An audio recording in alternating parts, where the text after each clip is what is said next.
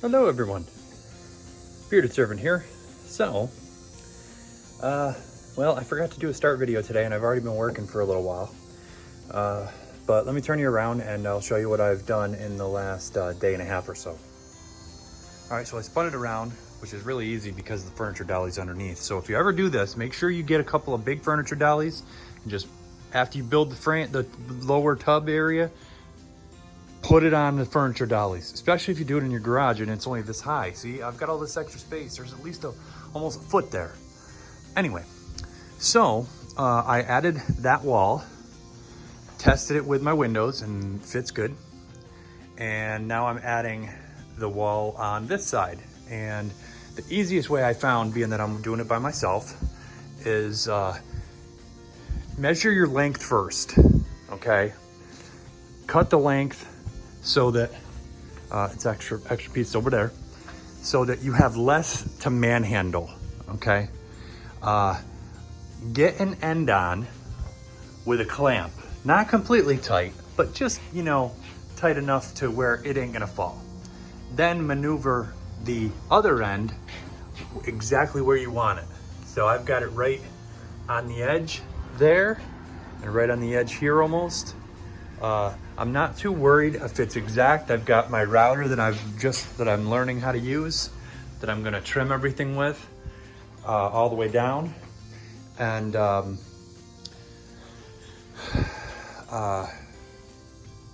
yeah, it doesn't have to be exact.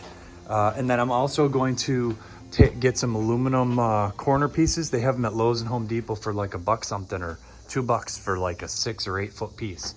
So I'm going to put corner trim, or I might make some, I don't know, we'll see. But yeah, so I'm working on the side walls today, and the second one's almost done. I just got to screw it in. I started screwing it. I'm putting 2-inch long exterior screws here because I've got the longer, or the full width of the 2x4 there. And then where I only have the upper frame, I'm using is it 1 inch? Yeah, 1-inch wood screws here and probably all along here.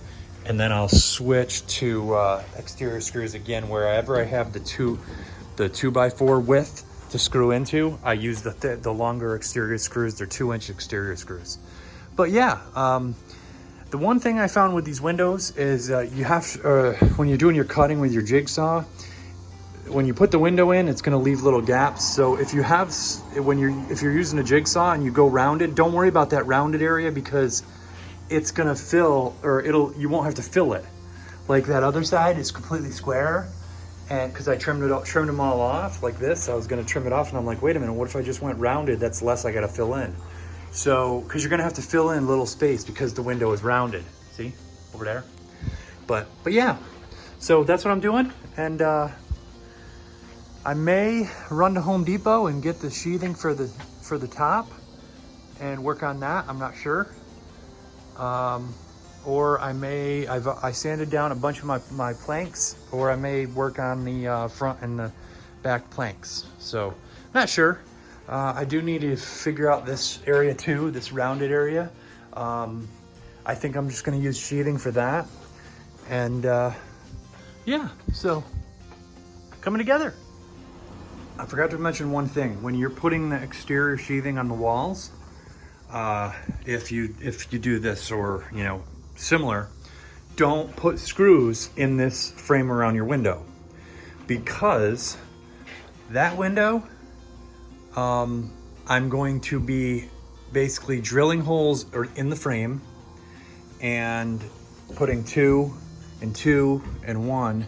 That way you don't have all those extra screws to worry about whether you're gonna hit or not. So don't put any screws into this part when you're putting your sheathing up. Just leave it as it is, because you're gonna screw into it when you put the window on. Hello everyone, I believe I'm on day 8. I've got the crossed pieces put up on the back. Don't mind that, that's just there for reference.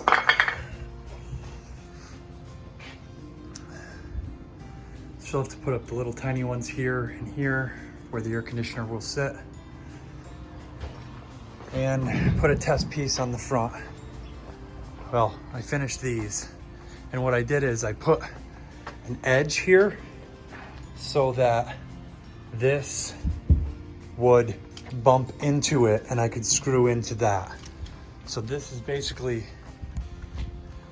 what it's gonna look like on the front.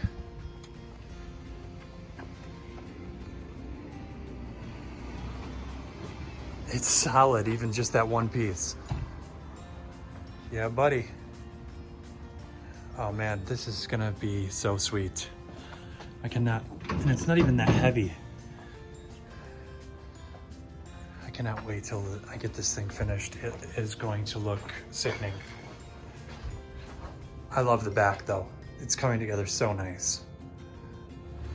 So, my girl Prim is getting her beauty day. She's got to get a haircut and her nails done, and this will probably be her last haircut for the summer.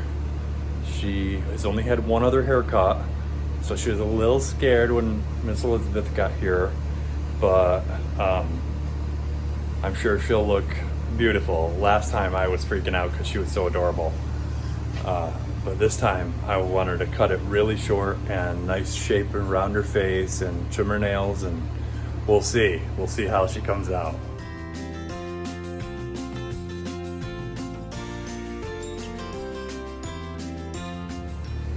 Oh yeah, and in the meantime, I'm working on the camper. Hey, I got the front put on, look. So it is in 3 pieces because I wanted to make sure that I got the curve without anything breaking or cracking. And I bought some special wood filler to fill in the gaps, because there is a little, probably about 1/8 of an inch gap here, and a tiny maybe 16th, maybe less than 16th gap there. And they only go back that far. Still gotta screw down this part. And then I'm gonna have to put wood filler, I believe, in the gap in the top after I put the rest of the roof on, but that's okay.